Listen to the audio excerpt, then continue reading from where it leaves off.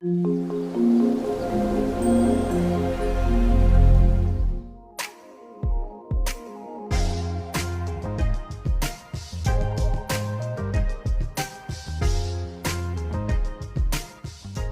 Friends, मैं मनोज कुमार फिर से हाजिर हूँ आपके सामने एक नए कंसेप्ट को लेकर के, एक नए डिस्कशन को लेकर के। जैसे कि प्रीवियस वीडियो के अंदर हमने एक्सेप्शंस की बात की थी, एक्सेप्शंस को इजीली समझा था, कितने टाइप्स के होते हैं ये डिस्कस किया था।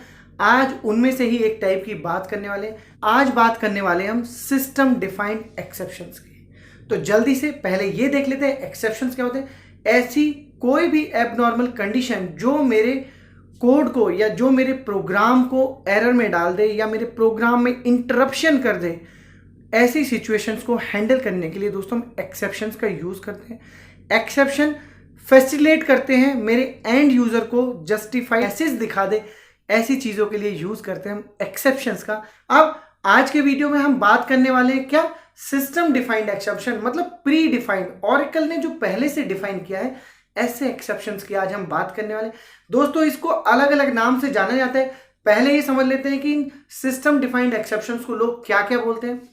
सबसे पहले तो इनको इम्प्लिसिट एक्सेप्शंस भी बोला जाता है, नेम्ड एक्सेप्शंस भी बोला जाता है, सिस्टम डिफाइंड एक्सेप्शंस भी बोला जाता है और प्री डिफाइंड एक्सेप्शंस भी बोला जाता है। एक्सेप्शंस के दो पार्ट होते हैं। कोई भी एक्सेप्शन जो ऑरेकल ने अपनी किसी डिक्शनरी के अंदर पहले से बनाया हुआ है, अपनी रिपोजिटरी में हर एक एक्सेप्शन को वो दो कीवर्ड के साथ, एक उसका कोड क्या नंबर है, दूसरा उसका क्या नाम है या डिस्क्रिप्शन है या क्या कीवर्ड है, दो चीजों से अपने किसी भी एक्सेप्शंस को ऑरेकल अपने पास स्टोर करता है।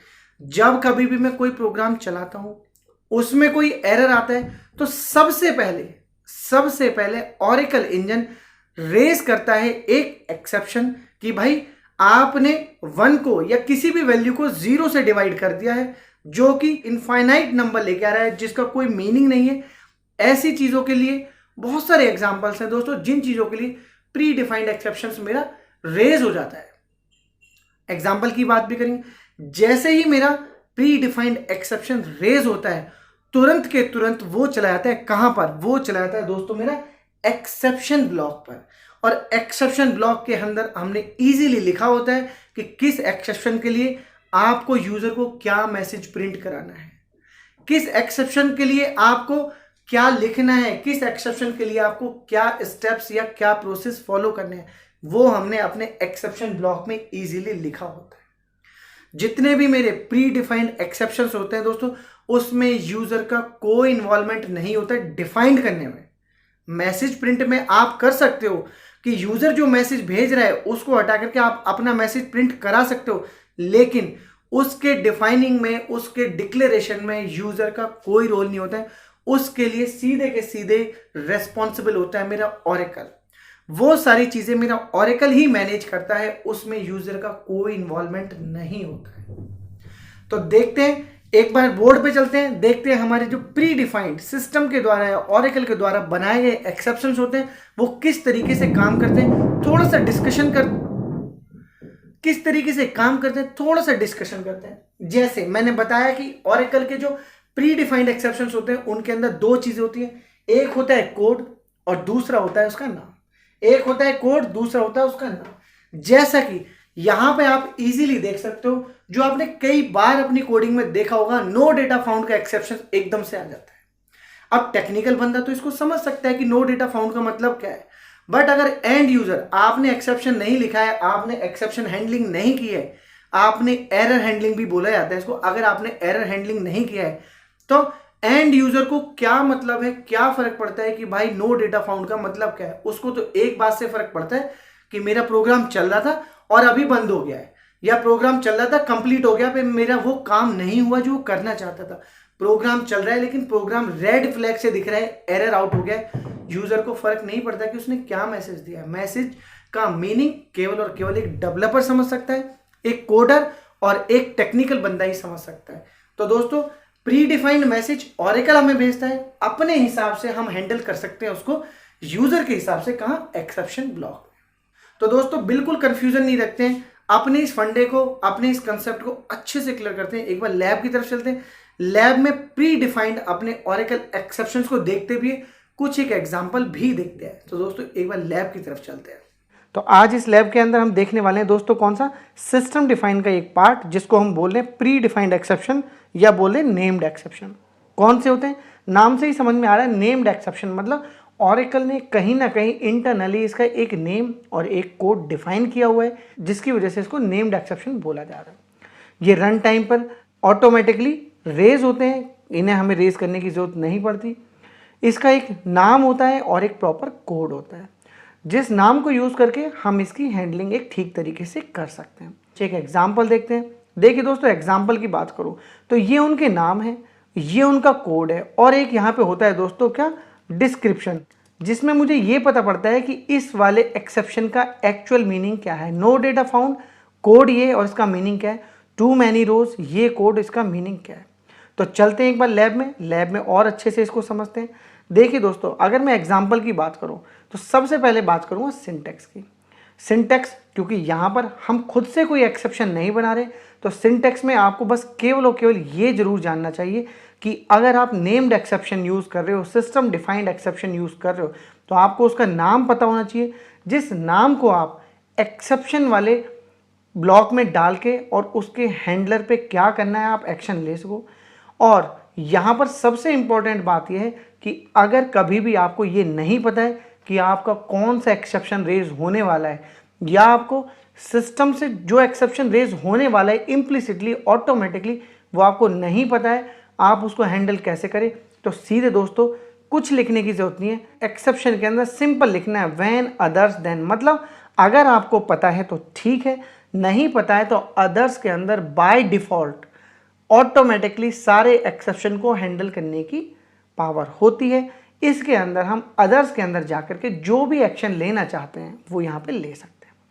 साथ में आपको दो चीज़ें और जाननी चाहिए, एसक्यूएल कोड और एसक्यूएल ईआरएम, जो मेरे ऑरेकल के ही प्री डिफाइंड फंक्शंस हैं, ये बेसिकली क्या करते हैं दोस्तों। इसके लिए हम सेपरेट वीडियो जरूर बनाएंगे, बट आपको यहाँ पे केवल और केवल इतना जानना चाहिए कि जो भी मेरा एक्सेप्शन रेज होता है उसका कोड ये मेंटेन करता है, और उसके द्वारा फेंकी गई जो एरर होती है उस एरर को मेंटेन करता है एसक्यूएल ईआरएम।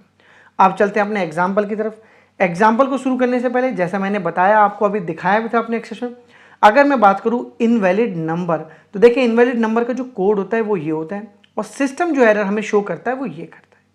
अब ये एरर इनवैलिड नंबर यूजर तो मेरा समझेगा नहीं, तो बट ऑब्वियस है कि मैं अपने इस एक्सेप्शन के नाम को यूज करके हैंडलर में अपने यूजर के हिसाब से वो मैसेज दिखा सकता हूं, जिससे मेरा एंड यूजर फैसिलिटेट हो जाए, उसको सुविधा हो जाए।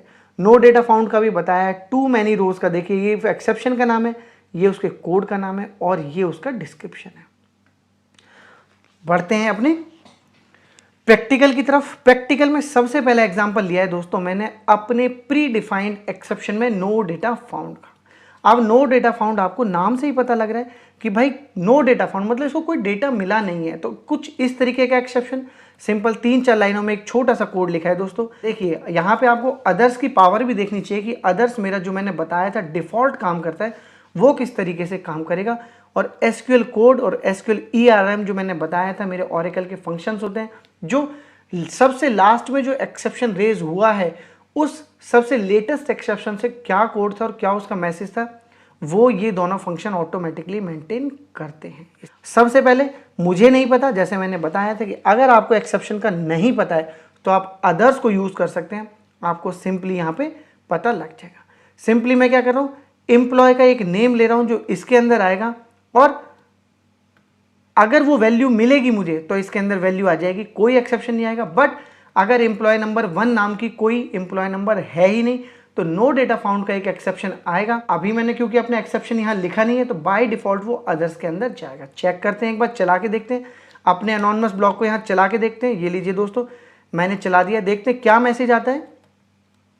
ये देखिए, अगर आप नीचे देखेंगे तो मेरे 2 लाइनें एसक्यूएल कोड और एसक्यूएल ईआरएम का मैसेज यहाँ पे प्रिंट हो गया है। क्या कि कोड उसने बाय डिफॉल्ट मेरे को 100 दिखाया है, लेकिन एक्चुअल कोड देखिए उसका 1403 जो मैंने बताया था नो डेटा फाउंड का कोड होता है, उसके थ्रू मुझे नो डेटा फाउंड का एरर दे दिया है। यहाँ पर तो कहानी हुई किसकी, अदर्स की, लेकिन क्योंकि नेम्ड एक्सेप्शन बोल रहे हैं, नाम से ही मुझे पता होता है। तो अगर मैं यहाँ पर इस तरीके से ये चीज़ लिख दूंगा क्या कि नो डेटा फाउंड, जो कि इसका एक्सेप्शन का नाम होता है, अगर ये हो तो यूज़र को, अभी अगर यूज़र की बात करें तो यूज़र को इस एरर से कोई लेना देना नहीं, उस यूज़र को ये अंडरस्टैंड भी नहीं होगी कि इस एरर का मतलब क्या है। तो यूज़र को हम ऐसा मैसेज शो कराने की कोशिश करते हैं नेम्ड एक्सेप्शन को यूज़ करके, जिससे वो ईजिली अंडरस्टैंड कर पाए। ये कोड मैंने चला दिया। अब की अदर्स वाली कोई चीज़ आएगी नहीं, क्यों? क्योंकि ऑलरेडी नो डेटा फाउंड जो मेरा नेम्ड एक्सेप्शन था वो मैंने यहाँ पे हैंडल किया है। तो देखिए उसको मिला। सबसे पहले कोड किस तरीके से रन हुआ ये भी जानना चाहिए। बिगिन से स्टार्ट हुआ, ये क्वेरी उसने रन करी, यहाँ पर उसको कोई डेटा नहीं मिला, किसके अगेंस्ट? एम्प्लॉय नंबर 1 के अगेंस्ट। तो सिंपली यहाँ से ट्रिगर पॉइंट मेरा रिज्यूम होकर आ गया कहाँ? एक्सेप्शन पे, लाइन नंबर 56 पे नो डेटा फाउंड का एक्सेप्शन मिला। सिंपली उसने ये मैसेज यहाँ पे प्रिंट कर दिया। एक्सेप्शन के अंदर व्हेन करके दोस्तों आप कितने भी नंबर ऑफ एक्सेप्शंस लिख सकते हैं, कोई फर्क नहीं पड़ता, अपनी रिक्वायरमेंट के हिसाब से। तो ये देखिए इस मैसेज को समझ के इजीली यूजर अंडरस्टैंड कर सकता है कि यहाँ पर हम क्या कहना चाहते हैं या सिस्टम किस वजह से एरर में गया है। अगले एग्जाम्पल की बात करते हैं। अगला एग्जाम्पल है मेरा जीरो डिवाइजर। मतलब आप जानते हैं अगर किसी वैल्यू को जीरो से डिवाइड करें तो वो इनफाइनाइट वैल्यू रिटर्न करता है जिसका कोई मीनिंग नहीं होता है। कभी इस तरीके का कोड हम गलती से लिख जाएं जहां पर हम जीरो से डिवाइड कर दें। फॉर एग्जांपल मैंने यहाँ पे 3 वेरिएबल लिए हैं, एक में लिया है टोटल क्वांटिटी, एक लिया नंबर ऑफ पर्सन, और मैं निकाल रहा हूँ कि कितनी क्वांटिटी पर पर्सन पे डिस्ट्रीब्यूट होगी। तो सिंपल डिवाइड किया है, कुछ नहीं किया है। देखिए दोस्तों जीरो से डिवाइड कर रहा हूँ, एक भी पर्सन पे मैं डिस्ट्रीब्यूशन नहीं कर रहा हूँ। तो देखते हैं क्या होता है। अभी मैंने अपना जीरो डिवाइड जो मेरा नेम्ड एक्सेप्शन है वो यूज़ नहीं किया है। अदर्स में देखते हैं दोस्तों किस तरीके की वैल्यू मेरी यहाँ पे प्रिंट होकर आती है। ये मैंने अनोनिमस ब्लॉक रन किया और यहाँ देखते हैं किस तरीके का मैसेज नीचे आता है। ये देखिए दोस्तों कोड मुझे सिंपली यहाँ पता लग गया 1476, और क्या बता रहा है कि हम जो डिवाइजर यूज़ कर रहे हैं वो जीरो है। अब एक बार इसको अनकमेंट करके देखते हैं। कोड है, इस कोड के अगेंस्ट जो मेरा नेम्ड एक्सेप्शन है उसका नाम होता है जीरो डिवाइड। अगर आपको पता है कि कौन सा एक्सेप्शन आपका इस वजह से थ्रो होगा तो आपको नेम्ड एक्सेप्शन ही यूज़ करना चाहिए, जैसा मैंने यहाँ किया भी है। अब की रन करता हूँ तो यूज़र के हिसाब का एक प्रॉपर मैसेज यहाँ पे प्रिंट होगा, ना कि ये टेक्निकल, जो कि टेक्निकल यूज़र को ये अंडरस्टैंडेबल था ऐसा मैसेज नहीं होगा। अब की यहाँ पे हो रहा है कि पर person distributed quantity is zero. हमने अपने हिसाब से उस मैसेज को चेंज कर दिया। क्यों? क्योंकि हमें पता था कि नेम्ड एक्सेप्शन कौन सा वाला फायर होने वाला है। अगले एग्जाम्पल की तरफ बढ़ते हैं। अगला एग्जाम्पल दोस्तों आया था मेरा किसका, कि मैं कभी ऐसी गलती करने बैठ जाऊं कि किसी कैरेक्टर के अंदर या किसी वेरिएबल के अंदर मैंने साइज तो छोटा ले लिया, आने वाली वैल्यू उसके अंदर काफ़ी बड़ी होगी जो उस वाले साइज में नहीं आएगी जो मैंने डिक्लेयर किया है जिस टाइम पे वेरिएबल बनाया है। तो उस टाइम पे कौन सा एक्सेप्शन आएगा मुझे नहीं पता है। तो नहीं पता है तो सिंपल दोस्तों मैंने क्या यूज़ किया, अदर्स देन यूज़ किया। सिंपल देखते हैं कौन सा वाला एक्सेप्शन यहाँ पे रेज होके आता है जब मेरी वेरिएबल छोटा है और वैल्यू बड़ी है। तो क्या, character string buffer is too small. अब ये मैसेज मुझे क्या है, मेरे एंड यूज़र को कभी समझ में नहीं आएगा, और इस एक्सेप्शन का नाम मुझे बखूबी पता है कौन सा है। इस एक्सेप्शन को बोलते हैं वैल्यू एरर। तो वैल्यू एरर में अगर मैं इसको यूज़ कर लेता हूँ नेम्ड एक्सेप्शन के तरीके से, तो देखिए मैसेज मेरा किस तरीके से चेंज हो जाएगा और यूज़र को ईजिली अंडरस्टैंड हो भी जाएगा कि buffer size is too small. आप जो भी मैसेज चाहें अपनी रिक्वायरमेंट के हिसाब से दोस्तों यहाँ पर दे सकते हैं। आगे बढ़ते हैं दोस्तों। यहाँ पे मैंने बहुत सारे एग्जांपल आपको करके दिखाए हैं। फॉर एग्जांपल देखिए यहाँ पे मैंने नंबर टाइप का एक वेरिएबल ले लिया गलती से, जबकि इसके अंदर एम्प्लॉय नेम ले रहा हूँ। तो ये किस तरीके का एरर शो करेगा, ये किस तरीके का मेरा नेम्ड एक्सेप्शन होगा, ये एग्जाम्पल है। साथ में टू मैनी रोज का एक एग्जाम्पल आता है कि आपने वेरिएबल तो एक डिफाइन किया बट आप उसमें मल्टीपल वैल्यूज़ डालने की कोशिश कर रहे हैं। एक बार चला के देखते हैं। देखिए इस वाले कोड को भी, कोड को चलाते हैं। सिंपली आपको यहाँ पे उसका एक्सेप्शन का कोड और एक्सेप्शन का जो मैसेज है वो प्रिंट हो जाएगा, exact fetch return more than requested number of रोज। मतलब आपने यहाँ पे पूरी की पूरी एम्प्लॉय टेबल पे सेलेक्ट चला दिया और आपके वेरिएबल की ये कैपेबिलिटी नहीं है कि वो मल्टी रोज का डेटा एक बार में स्टोर कर सके। तो ये एक्सेप्शन हो गया। एक्सेप्शन मुझे यहाँ पे पता है कि इस एक्सेप्शन को बोलते हैं टू मैनी रोज। तो अगर आप नेम्ड एक्सेप्शन को यूज़ करेंगे और अच्छे से उसको कहीं पे यूटिलाइजेशन में लाएंगे तो आप इजीली अपने कोड को बहुत अच्छे से लिख सकते हैं। ये देखिए दोस्तों नेम्ड एक्सेप्शन मुझे पता था कि टू मैनी रोज का ये एक्सेप्शन है जो मैं गलती कर रहा हूँ। You are trying to accessing multiple rows value in a string single variable. तो अपने हिसाब से हम किसी भी तरीके से इसको चेंज कर सकते हैं। बहुत सारे एग्जाम्पल्स हो सकते हैं दोस्तों जिनको हम नेम्ड अपने एक्सेप्शन के अंदर कर सकते हैं।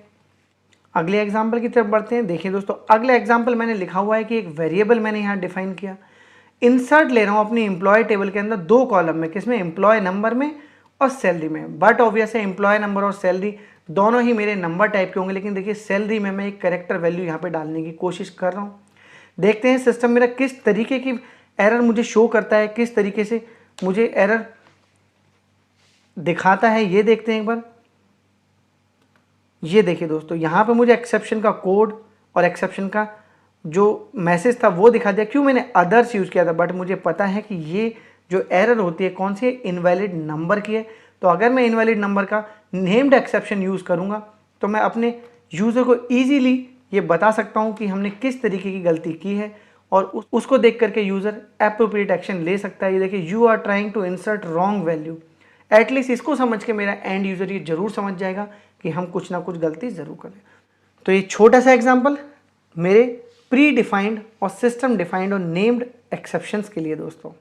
सो होपफुली दोस्तों लैब में आपने इजीली अंडरस्टैंड कर लिया होगा कि एक्सेप्शंस के साथ आप किस तरीके से प्ले कर सकते हो, कैसे खेल सकते हो, किस तरीके से यूजर डिफाइंड मैसेज वहां प्रिंट करा सकते हो, कैसे एक्सेप्शन ब्लॉक अपना लिख सकते हो, कैसे ओरेकल के प्री डिफाइंड जो एक्सेप्शंस होते हैं कैसे रेज होते हैं, किस तरीके से काम करते हैं। सो होपफुली दोस्तों ये वीडियो काफ़ी नॉलेज से भरा रहा होगा, आपकी नॉलेज इसने थोड़ी बहुत जरूर इनहेंस कर दी होगी।